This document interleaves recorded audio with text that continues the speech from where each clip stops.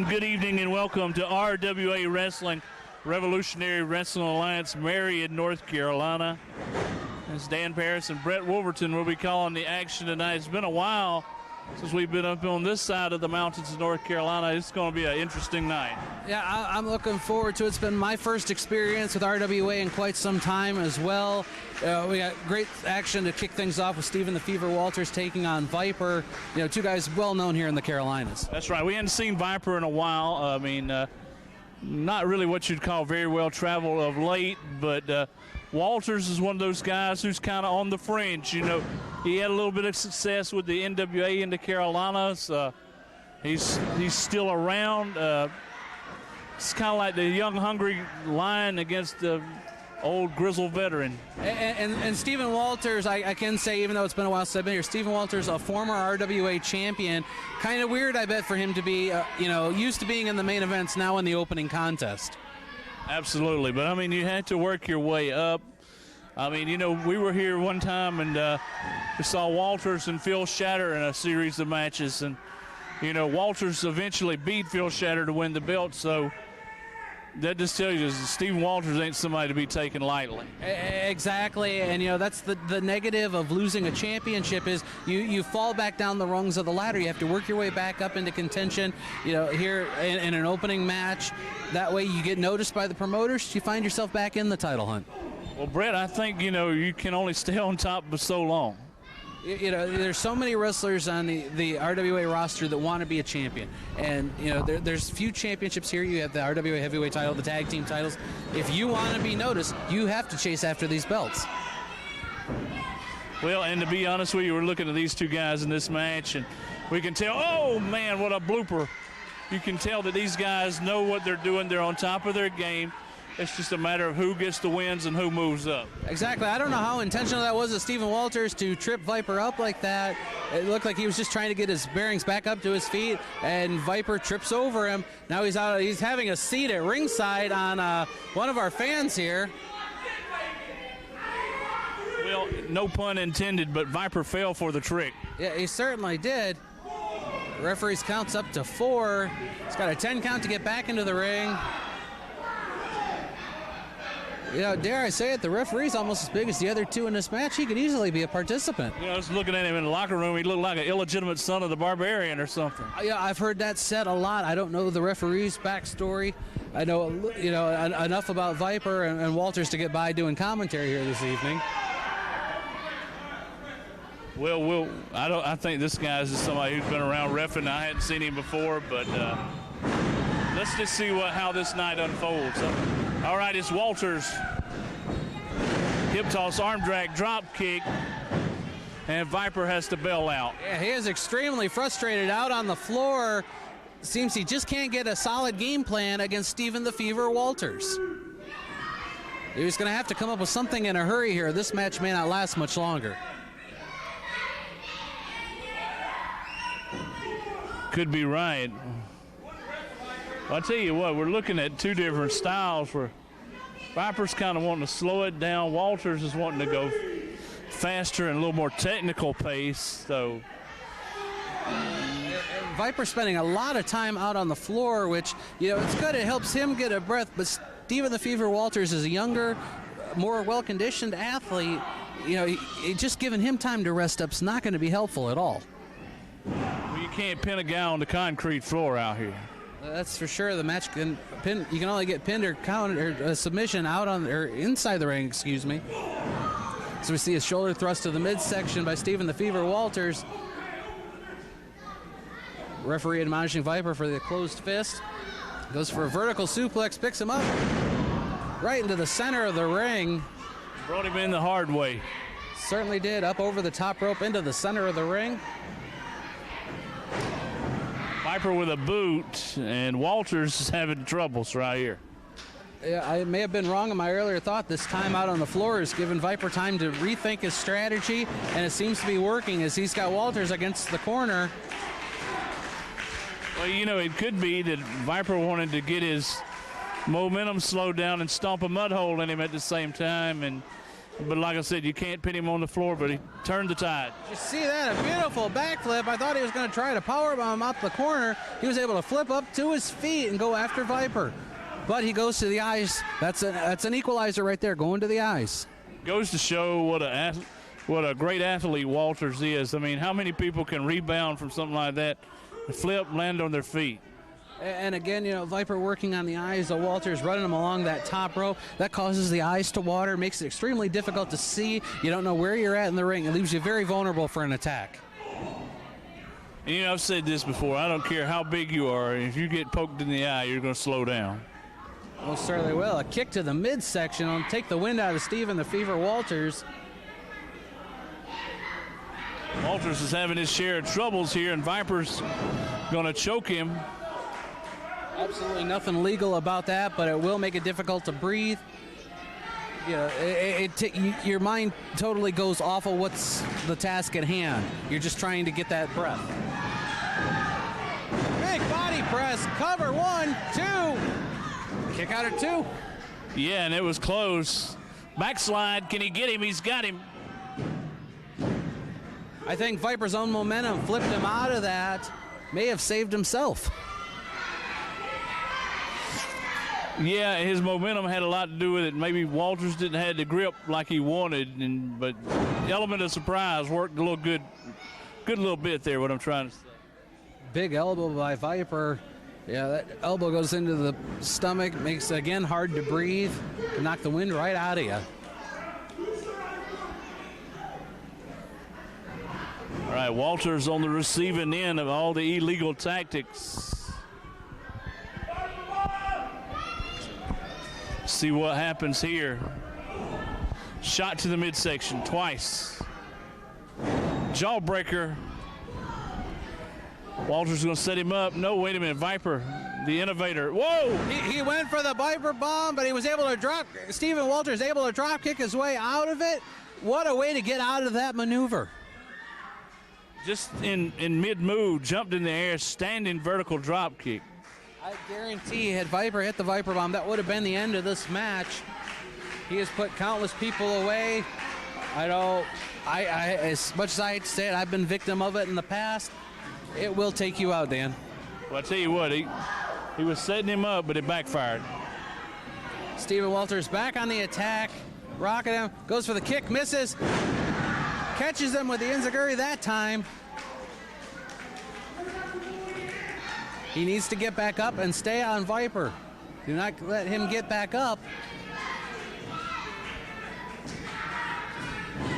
And the referee almost knocked into the corner.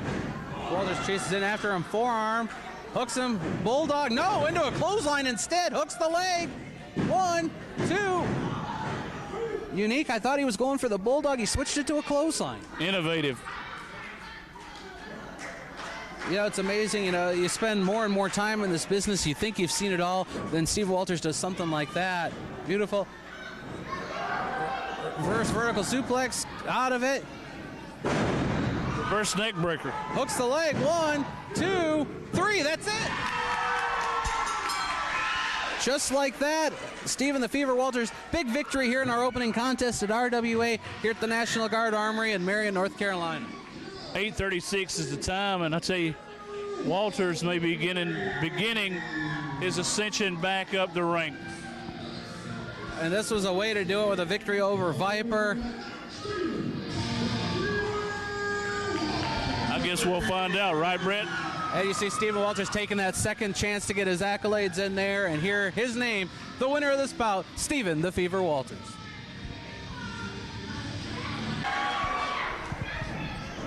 Well, we're off and running. Will Balderas and Stumpy Grimmett already getting it on. These guys must have had a little bit of problem, Brett. Well, former RWA Tag Team Champions is the Border Billies. You know, Balderas turned his back on Stumpy. You know, and our announcer / general manager, GQ, didn't even get an opportunity to introduce the participants of this bout. But for the record, we've got Will Balderas in the red and black and Stumpy Grimmett in the overalls. Should be kind of easy to tell the difference there. Yeah, and man, they really got started almost right as I got filming. And these guys, like I said, there's there's a history between these two. Certainly is, and you see Stumpy did not want to wait for the bell. He is just, it's been bugging him to have somebody turn his back on him, so he wanted to go right in and make him pay for costing him the RWA tag team titles. Big clothesline by Balderas. Goes for the cover. Should have hooked a leg or even tried to put a little bit more of his own body weight onto Stumpy Grimmett to make that pin. Stumpy Grimmett's giving up probably a good 70 pounds here. Balderas is a big old fella. And probably needs to put that shirt back on. I've been rendered speechless, Dan, and you've known me long enough to know that's not an easy task. Splashes him in the corner. Takes it over.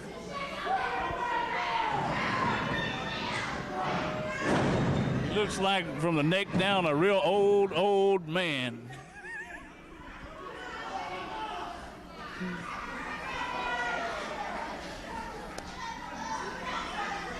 I absolutely have nothing to say. I'm lost. Well, you know it's true, but anyway. Bear hug, and Haystacks Calhoun has him in trouble. Oh. But Stumpy has got to fight his way out. There's no doubt. He's in a lot of trouble. Up, big Samoan drop. Goes for the cover. Yeah, he put him in trouble right there. I mean, you know, you take a, what's this guy weigh? About what, 330, 340? I would say right around 340, maybe even 350. Oh, no. Cover, 1, 2. Rolls him up. I'm pretty sure, I'm glad we were sitting on this side because I'm pretty sure there was a pull of the tights, which means the moon was out early. Runs into the rope. Spear! Spear out of nowhere. And, you know, that takes a lot to get a guy that size down, but, you know, he hit him, he got him right in the gut, so he's sucking for air. Yeah, I can't wait to go back and watch this DVD again because I'm pretty sure there was some massive airtime there where that spear took him off his feet, center of the ring. I do believe we have our bearings back together finally. Can't wait to go back and watch this DVD. Damn. I'm going to have to because I forgot what happened at the first part of the... And just as soon as I say it, it's all back again. Ducks a clothesline. Headbutt to the chest, almost to the heart. Talking about old school. I've heard of a heart punch, but never a heart headbutt before. Well, he's pulling out some, like, retro wrestling moves. Knee lift. Goes for the cover, rolls him over. Again, not hooking a leg, not trying to put, you know, the body weight on. These are young mistakes by these guys. And you know, when you got his girth, you got his size, put your weight on the pinfall. Why not use your advantage? Put a foot on him, step on him, do something. Shoves him into the ropes, tries to clothesline, blocks it, spins him around, slams him down to the mat. Again, not going for a cover though. If you weigh 350 pounds, put your weight on him when you pin him. Wait a minute, look at this. It looks to me like a straitjacket sleeper using Stumpy's own arms to choke himself. Wrenching back, that's 350 pounds. He taps out, and there was no choice but to tap out. That's it. We can't see it from the rear view, but that's like a double arm lock, and he can't get out. Balderas is not breaking. The referee trying to break it up. Here comes Tom Williams. And Will Balderas heads to the exits. He tries to run out of the ring. You know, those ropes do get in the way, though.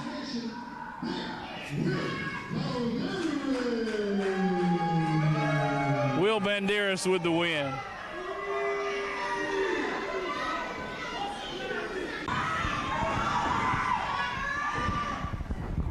All right, Brett, we're taking a look at Earl and Squirrel Grimmett taking on Devin Lynch and Murphy Law.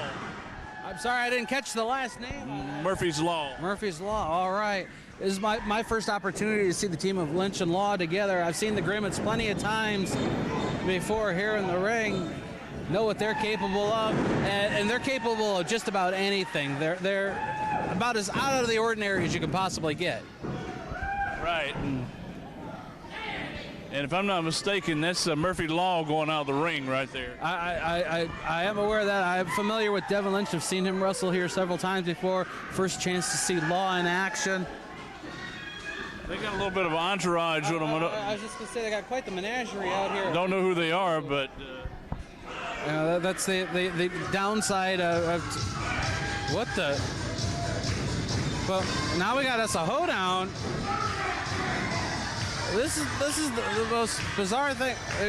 Our general manager, GQ's out here having words with referee Ian Buchanan. Wait, are we going to have us a match or not? You got to get it in the ring.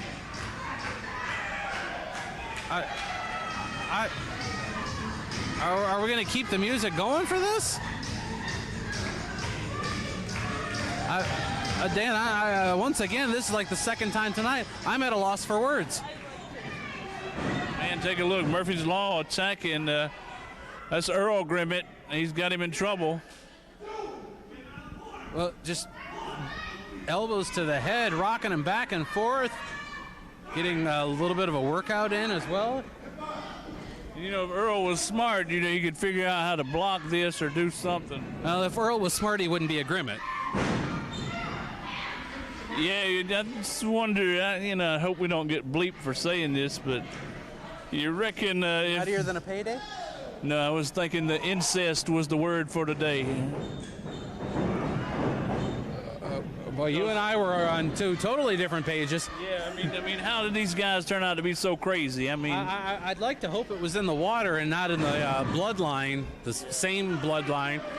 Well, you know, look, you got Earl, Squirrel, Stumpy, right, and there's a few more running around. I mean, I understand the thought that their family tree looks more like a wreath, but it all goes back around to one source. Well, they're all nuts. They're all crazy. I mean, something's wrong.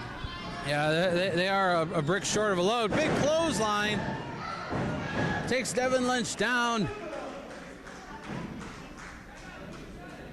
Yeah, and I'd be repressed not to notice we've got Scotty Brooks out here at ringside. Was fired by GQ recently. Bought a ticket tonight, but he's been raising all sorts of cane out here at ringside. Yeah, he's actually no longer employed by RWA, Revolutionary Wrestling Alliance. He's been told if he does anything tonight, he'll be escorted out by security. And, you know, we don't mind you buying a ticket to our shows, but you have to be a fan. You cannot get involved. But, you know, the bad part about it, if he does get involved and guys want to match with him, he's got a ticket to be reinstated. I mean, hey. Well, it looks like Squirrel's trying to do a figure four leg lock, but can't quite count to four. Well, it goes with a cover. Well, it was like a submission, I thought, but he had the legs grapevine rolled over into a pin. I almost want to say it was an inventive maneuver by Squirrel or something that he just fell into by accident. More than likely the latter. It could have been kind of like a small package. He just didn't hook all the body parts. I don't know. Snapmare, and this man's in trouble. Murphy's Law gets out of the way. You know, but wow, you know, the Grimmetts are in full force tonight. I was going to say, this is the second and third Grimmett we've seen. I don't know if there's more hiding around back there. I know Elroy pops up from time to time, and then there's Junior. And I asked Junior if he was a junior. He said, no, it's just my name, Junior. I'm sorry I asked, Brett. You know, I guess after a while you run out of names. Yeah, next thing you know, we'll see a Grimmett in here. Double clothesline, both men go down. Referee Ian Buchanan starts the count.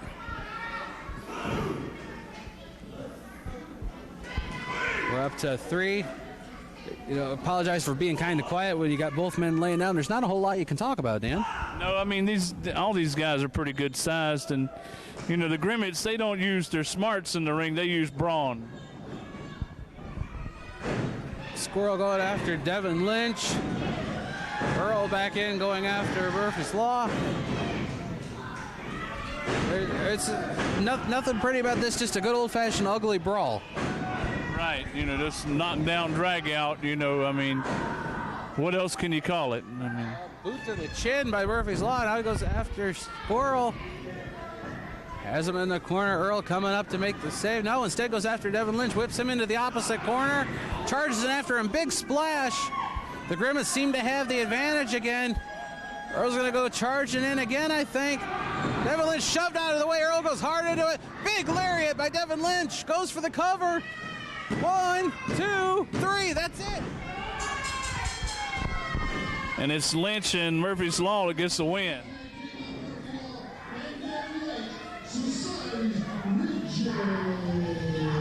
Man, I don't know what you think, Brett, but I call that an upset. I would have to say so. The Grimmett's a more experienced team, but sometimes, you know, that youth pays off over experience. All right, well, it's Murphy's Law and Devin Lynch with the win.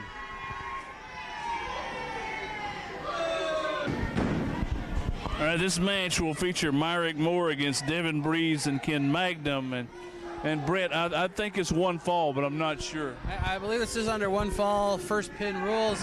I can't help but wonder, looking at this Devin Breeze, you know, he says, I heard GQ announce him as straight from the beach.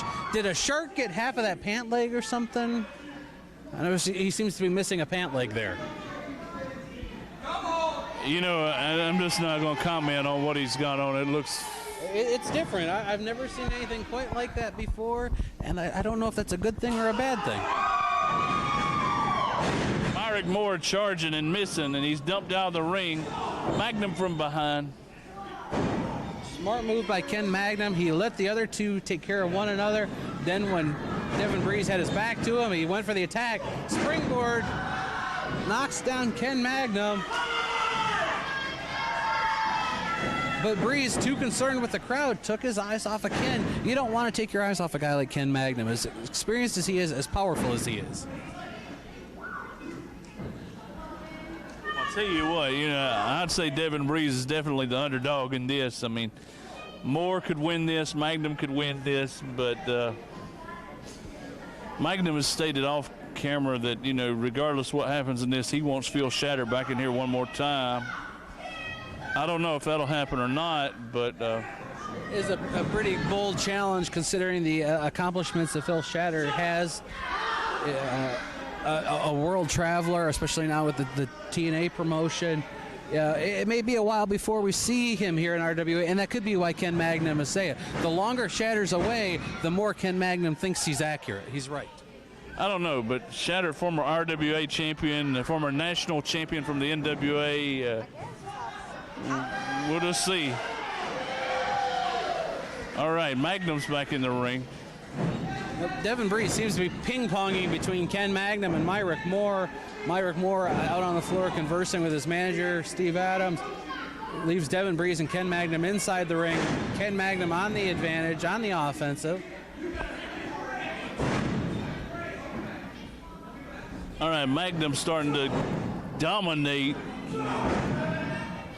I'm starting to think, Brett, that Magnum probably going to win this match just because he's wiping people out. I think he's looking to take Devin Breeze to school here tonight. Well, an interesting move there by Devin Breeze. Chokes Ken on the top. But again, doesn't realize Myric Moore's there. He pulls him off the apron, goes for the cover. Smart move by Myric Moore. Catching him sleeping, yeah, there's no doubt. All right, Myric Moore going to whip him in the ropes. Man, a knee into the jaw.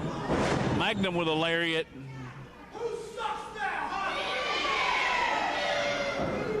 I think Ken Magnum should have known better than to ask a question like that. Yeah, obviously the crowd's going to tell him that he sucks. We got Steve Adams interfering out here on Devin Breeze, who isn't really a factor in this, right in full view of the referee. Why doesn't the referee do something about this? I don't know. Maybe, you know, just I can't give you a logical answer, to be honest with you. I mean, I'm pretty sure Adams could have pulled a gun out, shot Breeze, and the referee wouldn't have noticed. Ken Magnum catches himself on the middle rope. Myric Moore back on the offensive, kicks Magnum out of the ring. Breeze in, clothesline. Shoulder tackle, down goes Myric Moore.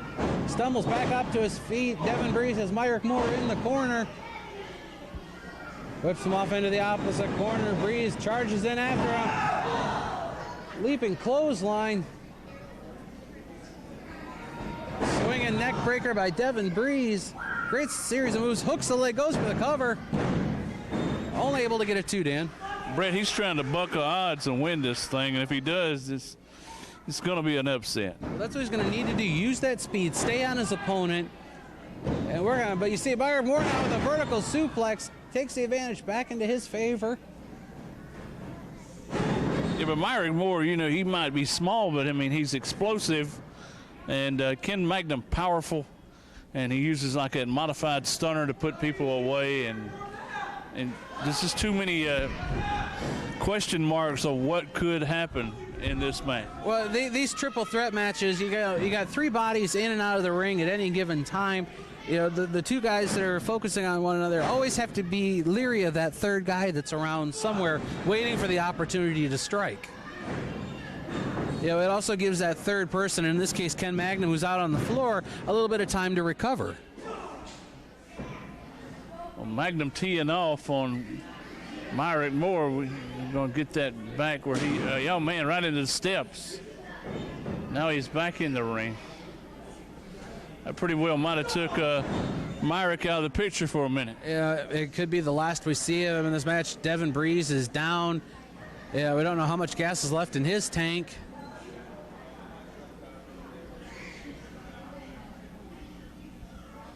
All right, he's setting him up.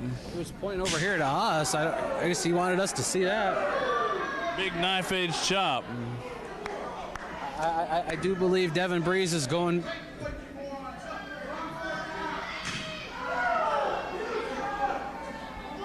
I'm still louder. Right, he's just sending him in that turnbuckle. Chest first into the corner. You know, he's already taken 2 chops, which have knocked the wind out of him. Getting thrown into that corner. You know, all that is a little bit of padding and then a steel hook, you know, a steel ring holding the rope in place. Right. That's going to knock your breath away. To put it mildly. Snapmare by Ken Magnum. Somersault up and over. Causes that whiplash effect. He snaps forward and then straight back. Your upper torso can only move so far forward, Dan. Right, absolutely. Well, Myric Moore coming in. Appears to be choking Ken Magnum with something. I can't quite see what it is. Looks like a towel or a shirt. You know, I believe that may be that towel that Ken Magnum brings to the ring with him.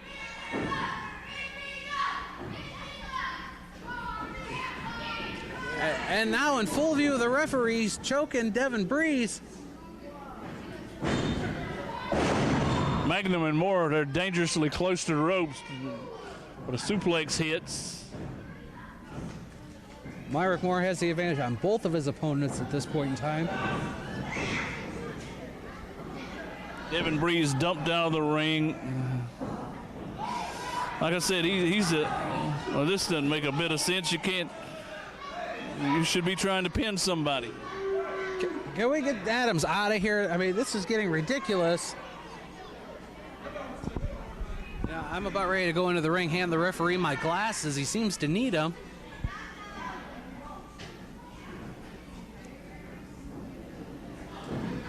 Now we got Ken Magnum out on the floor, Devin Breeze and Myric Moore inside the ring. Myric Moore ducks, up and over, sunset flip attempt. He's got it. Cover, 1, 2, kick out at 2. Big clothesline by the Evil Gonzo, Myric Moore.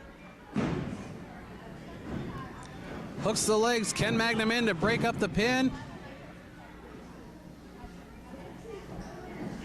Magnum from behind on Myric Moore. This is turning into kind of just who can beat the heck out of who and who gets to fall first. You know, I mean, it's as I said, with this triple threat, you really have to make sure both of your opponents are worn out before you go for a cover on the weak, the one that's been weakened the most. It's like survival of the fittest in a match like this. In an elimination match, which just has more logic to me, than you try to put one man away and then you're closer to one more man to beat and then you get the win. Indeed. Well, Myric Moore is talking to the official, said there's a problem with the back of his head.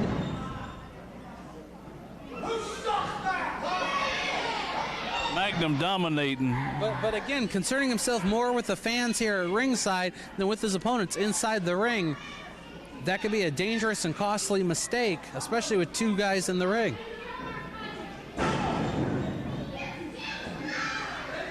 Devin Breeze is getting the tar beat out of him. Just folded up. I've never seen somebody fold quite like that. Well, now they're comparing who's got the stronger shot.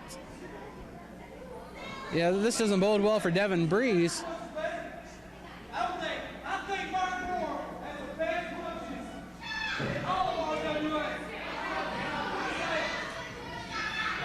I don't know. These guys are just torturing this young kid.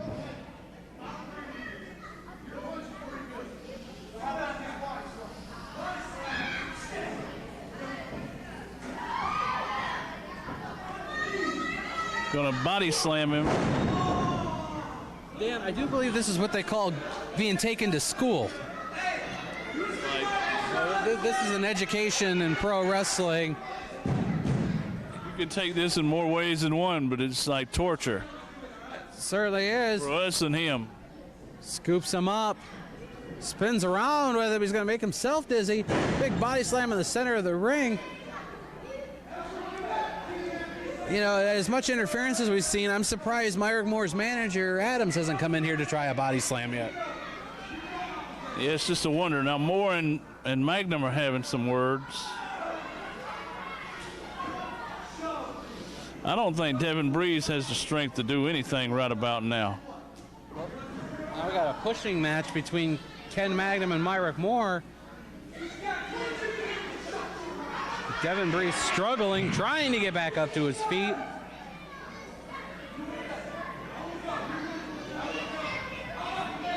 Moore and Magnum challenging for a fist fight. Whoa, headbutt. Meeting of the minds between Ken Magnum and Myric Moore. Comes in, ducks the clotheslines. Big drop kick, takes both Ken Magnum and Myric Moore down. A split-legged drop kick. He got one foot on both guys.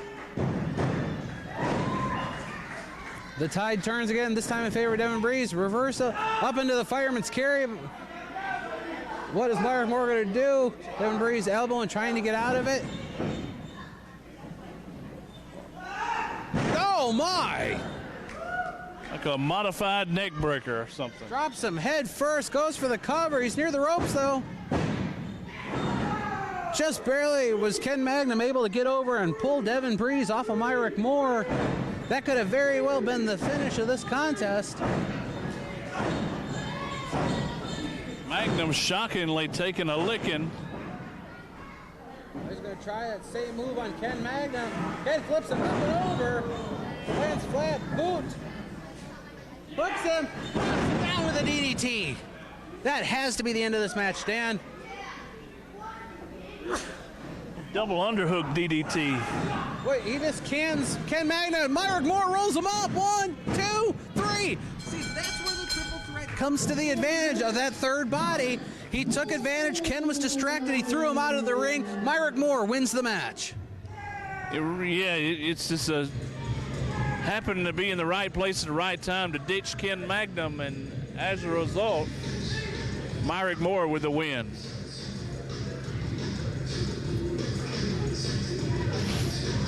You have to imagine, Dan, Ken Magnum will not be happy about this at all. And there you see he's going after Adams out on the floor.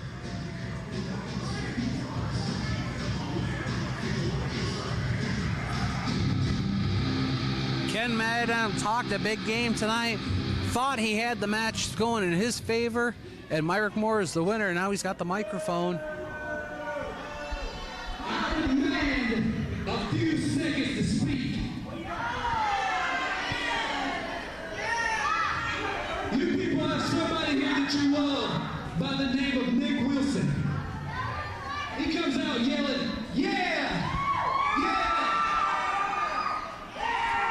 And he had every one of you morons yelling along with him. But it doesn't matter. It doesn't matter how loud you cheer, or how loud you cheer. Next time Nick Wilson shows up in that locker room, if he's man enough to get his ring and face me, I'll destroy him. And you know what I got to say about that? Yeah!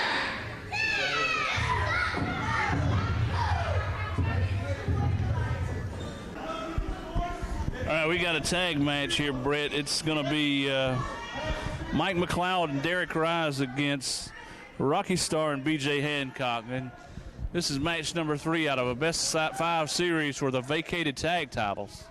Indeed it is. These two teams very familiar with one another. All 4 of these guys, it's little known, all 4 of these guys have trained together. They broke into the business together. They know these guys could probably wrestle one another blindfolded, but the rivalry between them has never ended over the course of their 8-year careers. Yeah, Ryze and Hancock at one time had a very strong tag team. Well, here's the thing. At one point, almost every one of these guys has teamed up with another one. Rocky Starr and B.J. Hancock were the Dark Dynasty. Derek Ryze and Mike McCloud, who were partnered up, were the Cardiac Kids at one time. You had Hancock with B.J. Hancock and Derek Ryze. The Delinquents were Mike McCloud and Rocky Starr. There's so much history in this match. These guys all know each other so well. That was your little history lesson for the day, Dan. I'm absolutely mind-boggled. Well, believe me, they've made no bones about telling me their history. Yeah, I'll tell you what. All right. It looks like... Slap to the face and a kick to the back. Mike McCloud and Derek Ryze mean business. They want to be the RWA Tag Team Champions so bad.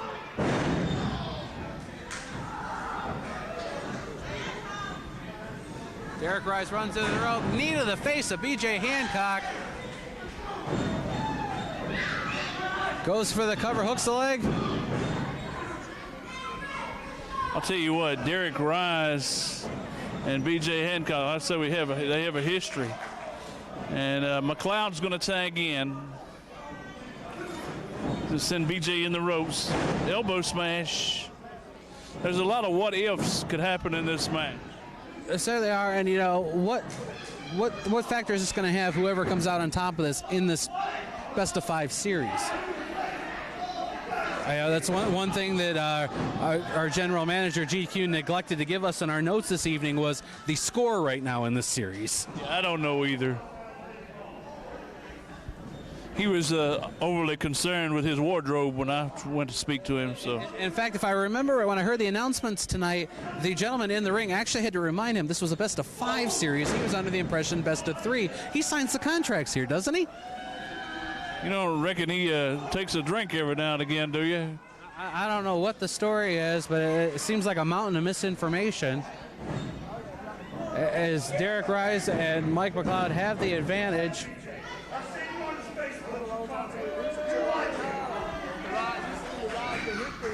All right, Ryze and Hancock going toe-to-toe. I think Rocky Starr has a bit of the attention deficit disorder as he's too busy concerned with the fans at ringside, not enough on this tag team championship or series match. Well, it looks like BJ and Rocky are going to regroup here as McCloud and Ryze are wondering what's going on. They charge after him. Well, BJ goes up. They both go over the top. They're going to try to skin the cat. I don't know if they can do it. BJ not able to do it. Drop kick. Both of them go out to the floor. BJ hits the wall hard out at ringside. It didn't work. Beautiful springboard moonsault by Derek Ryze. Tremendous move. Dan, I hope we got that on film. We got it. Derek Ryze was planning a move ahead. I am not afraid to say this. Derek Ryze, one of the most technically gifted athletes in RWA. Cannot say enough good things about this kid. He's got the potential to go places someday. Only thing that can hold him back, Brett, is Derek Ryze just a little too small.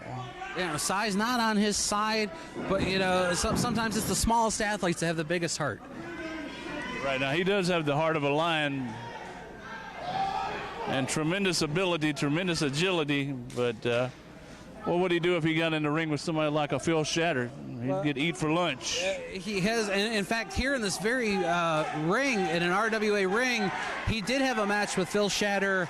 I believe last year for the RWA Championship, was unsuccessful in his attempt, but put up a valiant effort against the much larger Shatter. And even here, against Rocky Starr, he's giving up, maybe 20 pounds and certainly about 40 pounds or so with BJ Hancock. All right, and Rocky's not the biggest guy in the world either. He weighs about 180 pounds, but I don't know, right now he's been dumped out on the floor. It's not looking good. Hancock fighting him on the floor. Referee got off. Oh man, confusion everywhere. Almost sent those ring steps into the entranceway.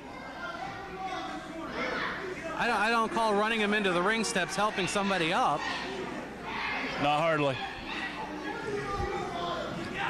I don't think BJ Hancock's ever told a lie that wasn't his own.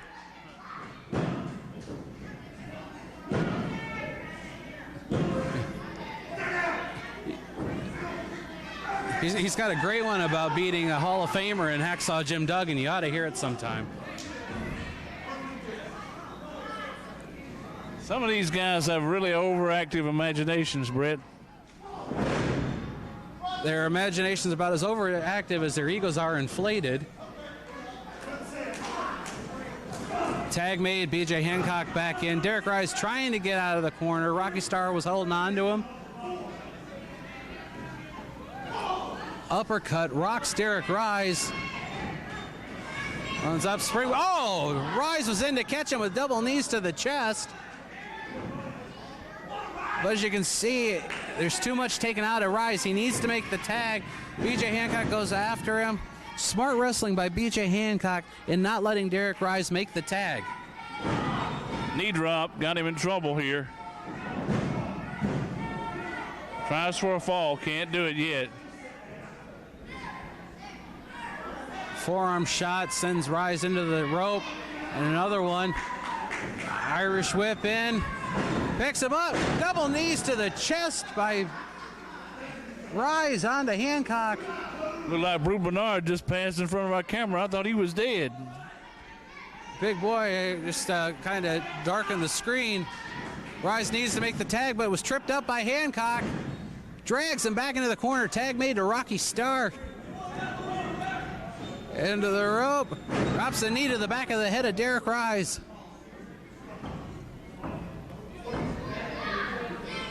Derek Ryze in trouble. And Rocky Starr with the upper hand with the fist. I'd say both these guys need a tag real bad. Derek Ryze worse than the other. Now he's just slapping him.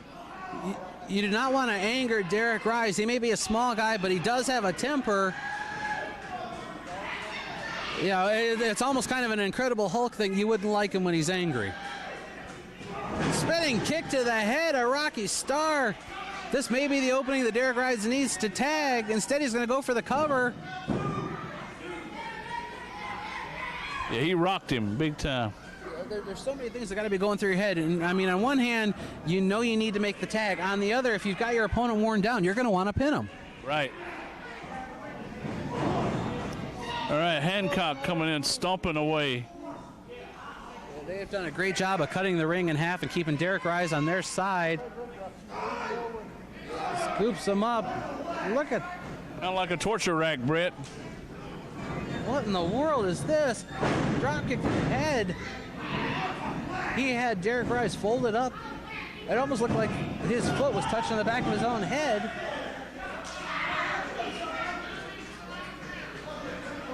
All right, Starr and McCloud having some words.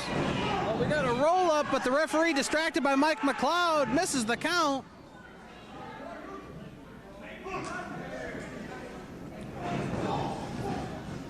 BJ almost lost his balance on that apron. Derek Ryze almost put B.J. Hancock's foot in his mouth.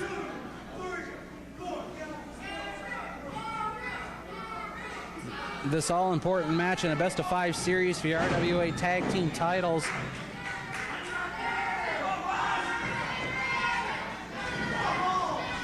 BJ with some knee lifts. Again tries the clothesline. Ryze smartly gets out of the way. Catches him with that spin kick. See, B.J. Hancock went to the well one too many times. He had that trick clothesline earlier on, went for it again. Ryze remembered what happened before, was able to get out of it.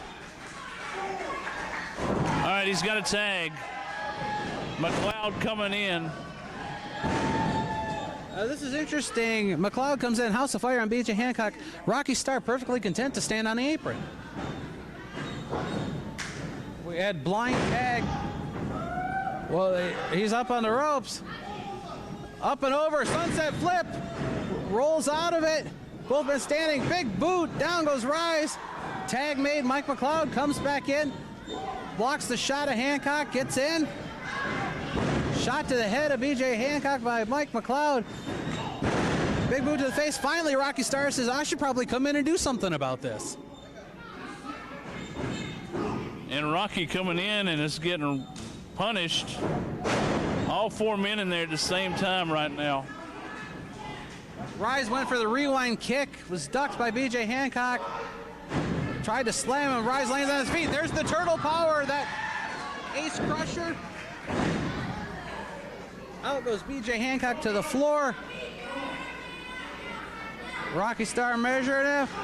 Kick to the face. Man, he just got punished. Rocky Starr hanging on that top rope. That's a spin cycle by Mike McCloud from the top rope. Hooks like 1, 2, 3. It's over with. McCloud and Ryze get the win.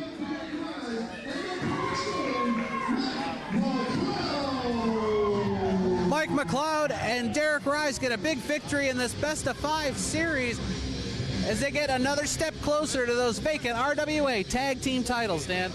That's right. Well, McCloud and Ryze get the win, and we're going to pause and come back with our last 2 matches. I'm looking forward to it, Dan.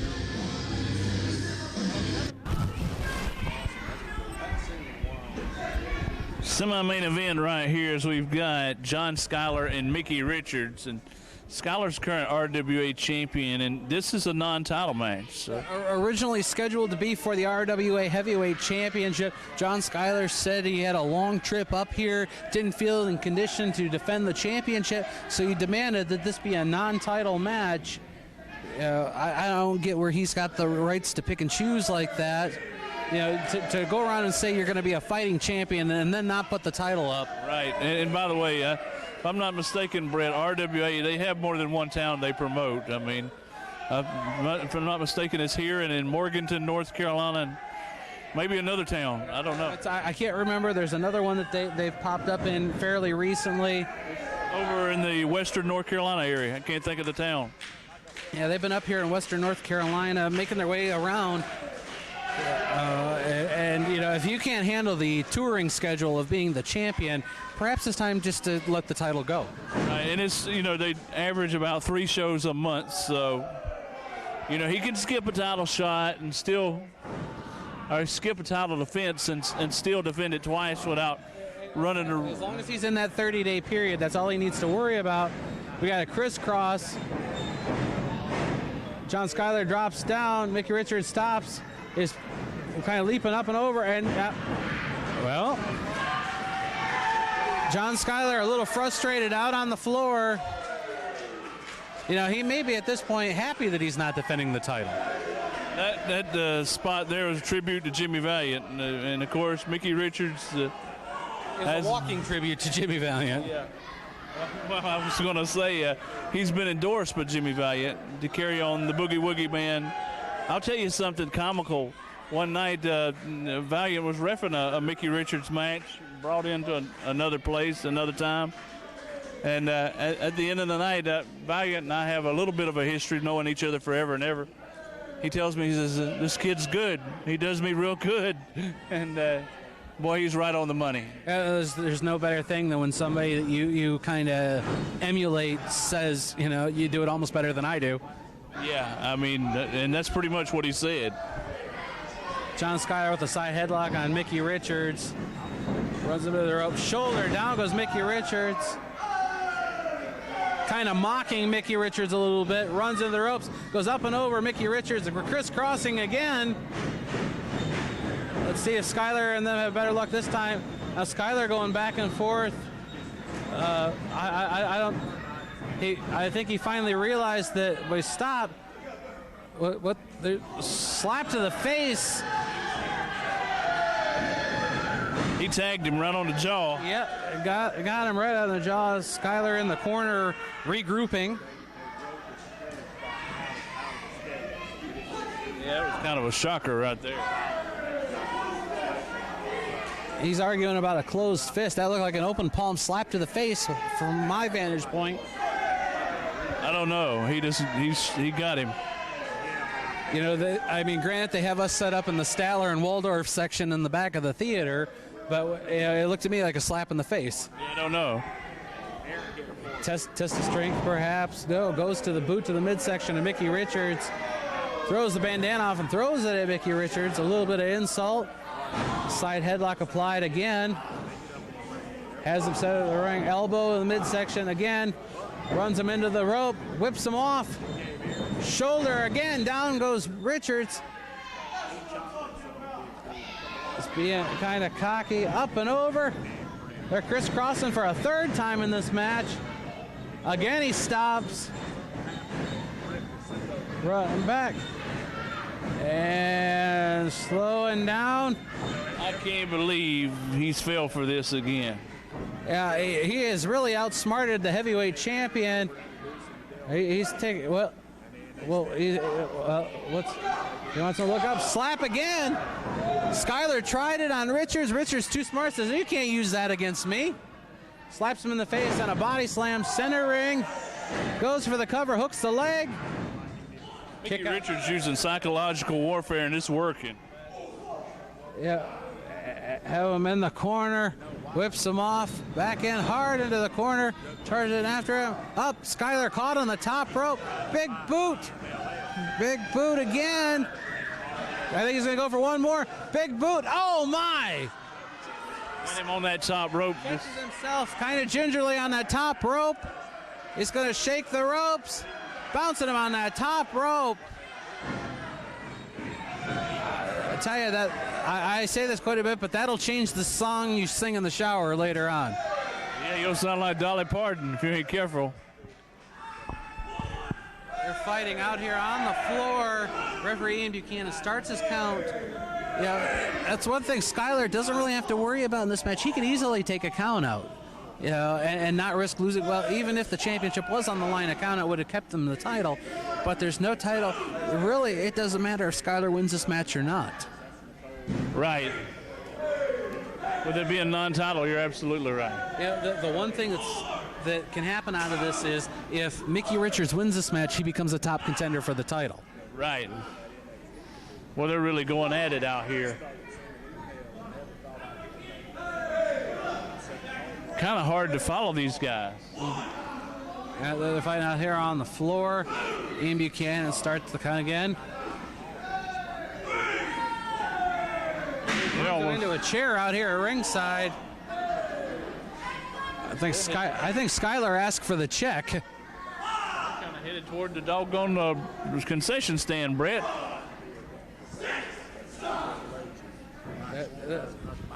Rolls him into the ring, breaks the count. Smart move by Skyler. They know they have 10 minutes out here, and look, all that's out here at ringside is fans, chairs, and concrete. Yeah, it's kind of like the most wicked playground you can have. Absolutely. Attempting a pile driver, and wait a minute. Mickie Richards, a back body drop. It looked to me from where I could see, looking at chairs here, that Skyler's hip landed hard on the concrete. Yeah, there's no protection out here. We don't have protective mats around ringside. That's hard concrete that he landed on. I mean, I don't know if you can hear me stomping there. That's just concrete. No, we probably can't pick that up. Oh, man, what a crash. Into the ring steps goes Mickie Richards. We're at 6 now. Roll up in again, breaks the count. Out to the floor. We're at the 7-minute mark, and I don't know if this one can continue at the rate it's going. Mickie Richards hits those steps. You know, I don't care if you have knee pads on. I don't care if you have protection. That's still steel stairs. That's not going to give. Right. He's hurting. There's no doubt about it. You know, a good chunk of this match has been contested out on the arena floor. Skyler grabs a drink off the timekeeper table. Sprays the ringside area. Blinded him with whatever that was.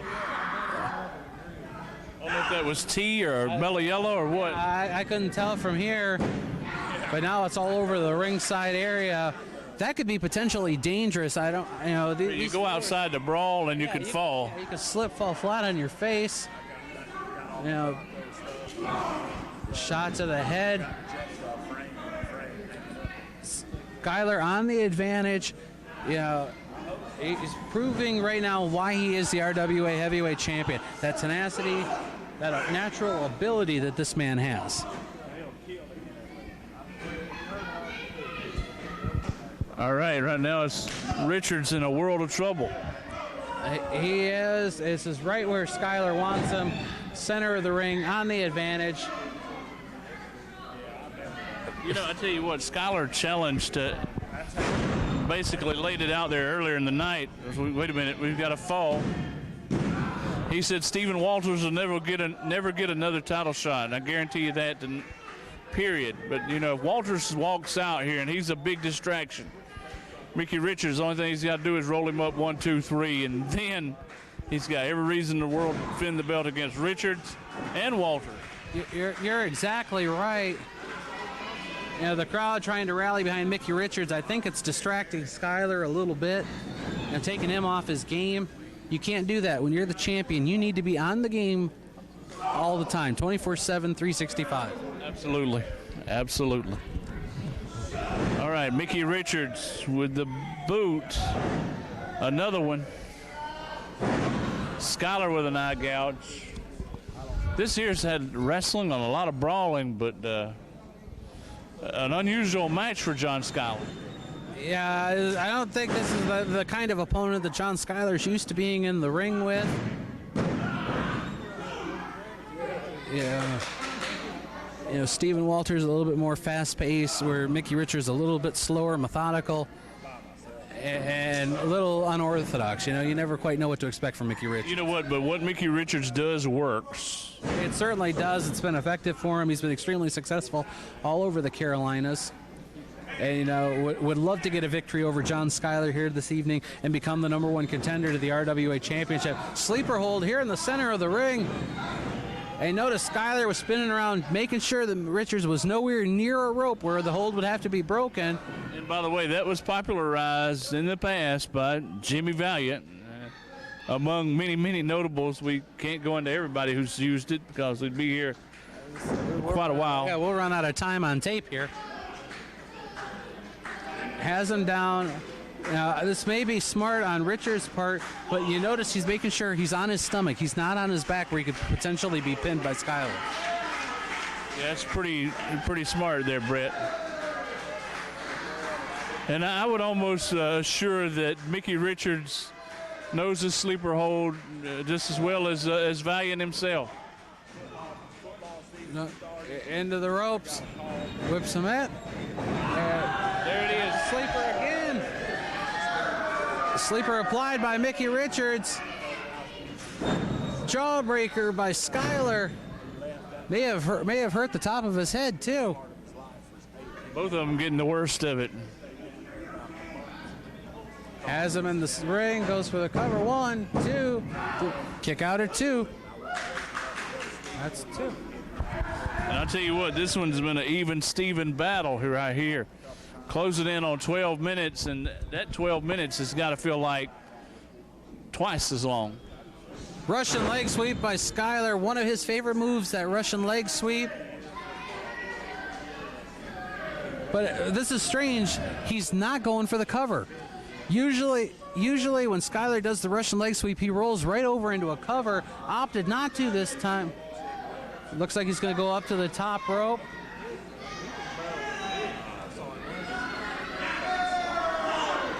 But he took too long. Mickie Richards caught him and made him lose his balance. Catches him out of the top rope, but Richards not able to go right away and try to capitalize on it.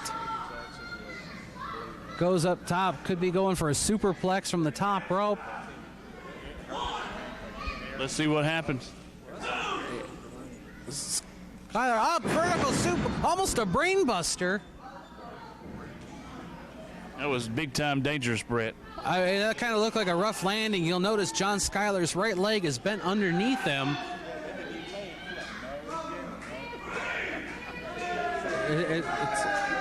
That's why they call those top rope moves high-risk maneuvers, Dan. Right. As you see, even though Mickie Richards was the one that did the maneuver, he's down just as long as Skyler is. It took that much out of him as well.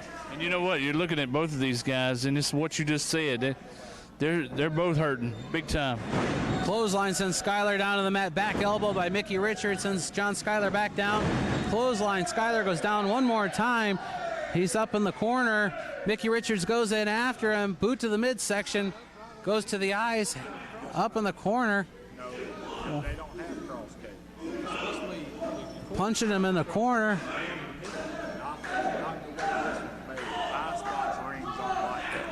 He's got Mickie Richards. Reverse atomic drop. No effect. Goes to the eyes of Skyler. That's the one thing about Mickie Richards. Not afraid to bend the rules either.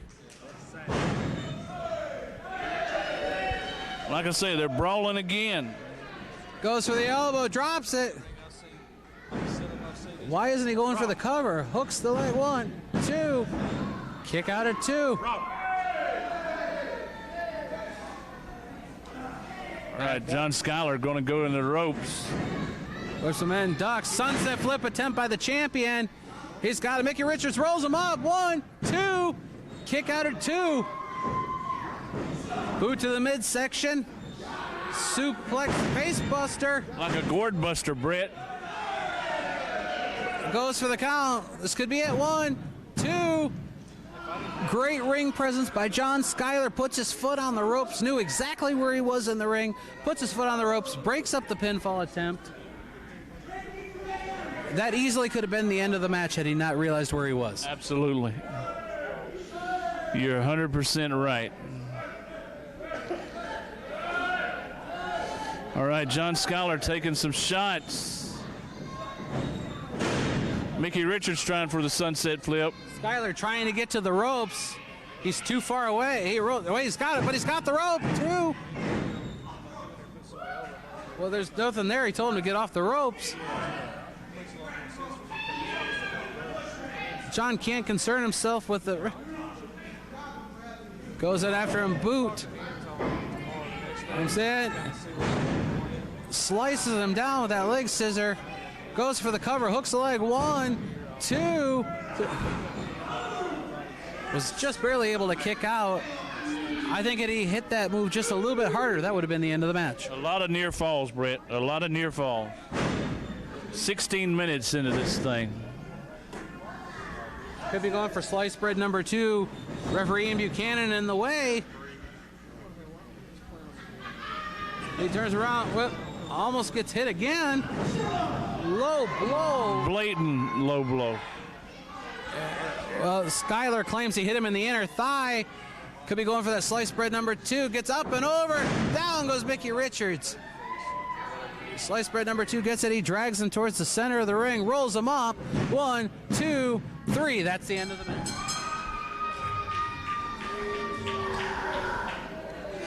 Very questionable how he won it.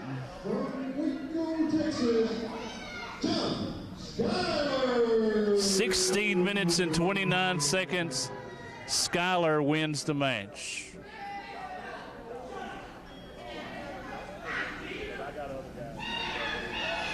All right, well,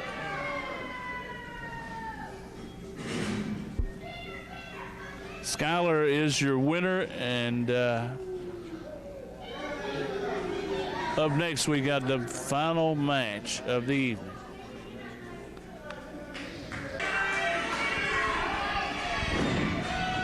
Before we went on the air, Scotty Brooks just slugged Chad Davis.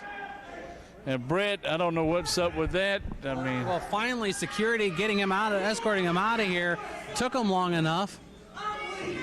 You know, we made mention earlier, you buy your ticket, you come watch the show, you do not physically get involved. And by the way, Chad Davis, the current newly established Western North Carolina heavyweight champion, so the belt's on the line. Tom Williams up to the middle rope. You know, our inept security guards have let Scotty Brooks go a couple of times here. We're not going to bother to film this mess. He's been enough of a distraction. Yeah, he's been raising Cain all night. You know, we encourage people to come in, buy their tickets, have fun, cheer your favorites, boo for the ones you don't like. But the truth of the matter is he's just been a complete pain in the rear end tonight. Yeah, that's whether or not he's working the show or not. Yeah. Tom Williams goes for a bulldog, sends Davis down to the mat. It wasn't a pretty bulldog, but he got him. Goes for the cover, kick out at 2. Yeah, we got this one fall 20-minute time limit match. Well, and I don't know why we got a 20-minute time limit on this match, but something tells me Chad Davis must have implemented that in his contract here. I don't know, but and man, you're talking about two big boys in there. Tom Williams 270, and what would you say Chad Davis is tonight? He's over the 300-pound mark. Brett, big suplex. I hate to say it, but he's got to be about 370. He is certainly beefed up since his debut here at RWA a few years ago.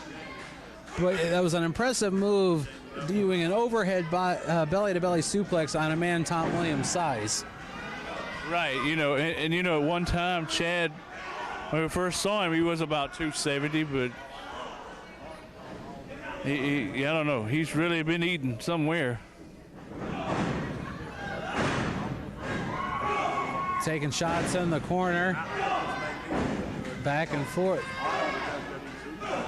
Chad Davis on the advantage. Shoulder thrust to the midsection. You know, that's 300 pounds plus pressure shoved into your midsection.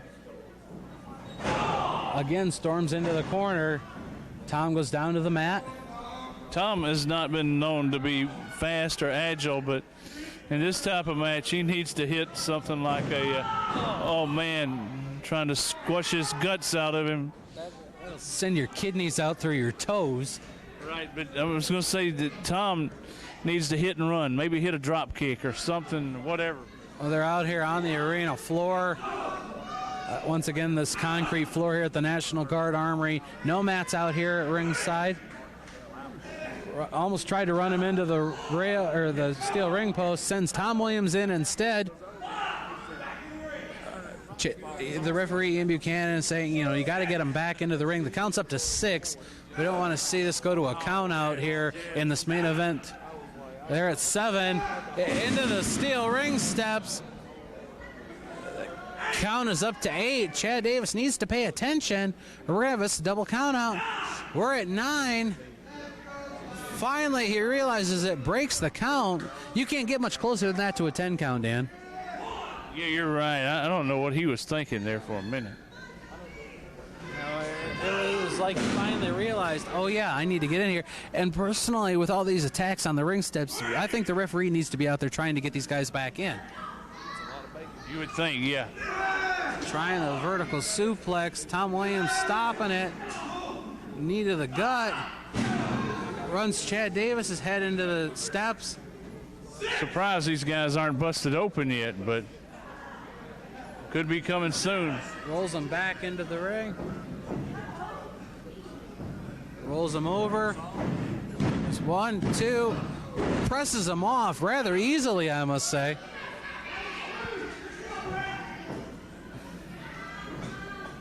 Yeah, one's got to wonder how much longer this can hold up. I mean, they've been fighting outside. nobody's busted open yet, but it's just nothing short of a miracle they haven't been. Runs Tom Williams in the corner, charges in after him. Shot rocks Chad. Comes back in after a boot to the face. Tom Williams up to the middle rope. Jumps in, double axe handle. Staggers Chad Davis. He's not going down though. Runs after him. Big boot. Down goes Tom Williams. Yeah, like I said, Tom was actually doing what I said he should be doing earlier, and that's hit and run, hit and run. You have to do those higher impact moves. Doesn't necessarily have to be off the top rope, but you just want something powerful.